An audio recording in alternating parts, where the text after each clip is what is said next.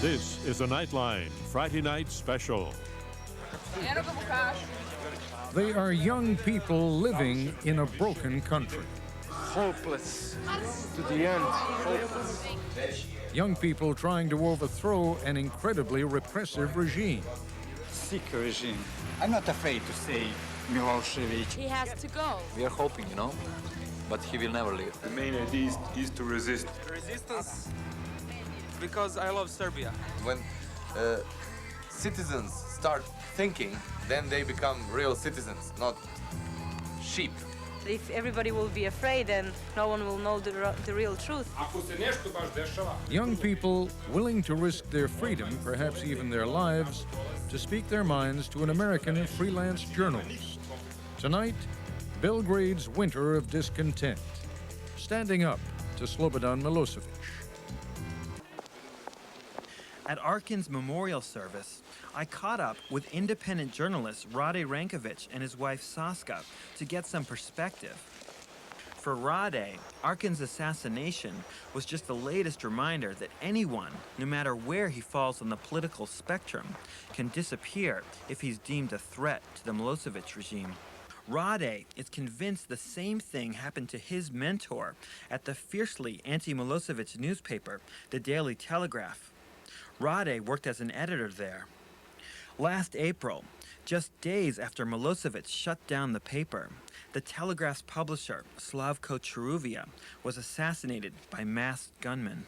These days, Rade reports for the Voice of America, often filing over the telephone late at night. Saska believes it was this essay by the publisher that signed his death warrant. What's the next Milosevic? Meaning, what will you destroy next? Rade took me to the alley where the assassination took place.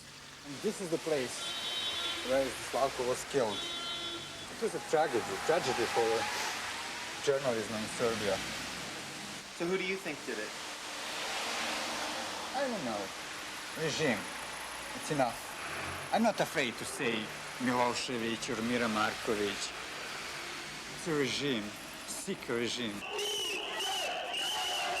Back at the Beta news agency, where Saska works, she took a moment to watch the fledgling street protests.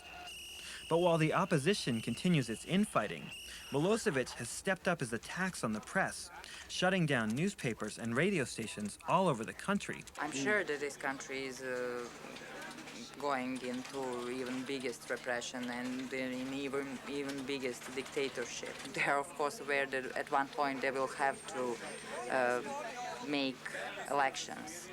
And I think they will try to kill all the independent medias or as much independent medias as they can until that elections. And Studio B, the only opposition TV station in Belgrade, is clinging to the airwaves, weathering over $1 million in fines from the regime and attacks on their employees by paramilitary thugs. But while the news goes on, that doesn't mean that viewers can tune in. Right now you have jamming of a program because our most influential news in prime time, it is 7 o'clock in the evening in Belgrade now. They have just started and now more than 4 million of spectators are not able to watch our program. Ms. Kinjanjevic starts out each morning worrying about car bombs. I mean, that is a normal human feeling, to be frightened of terrorizing yourself. Each morning when I start my car, I'm not sure whether there is anything underneath, so I never take my children with me in the car.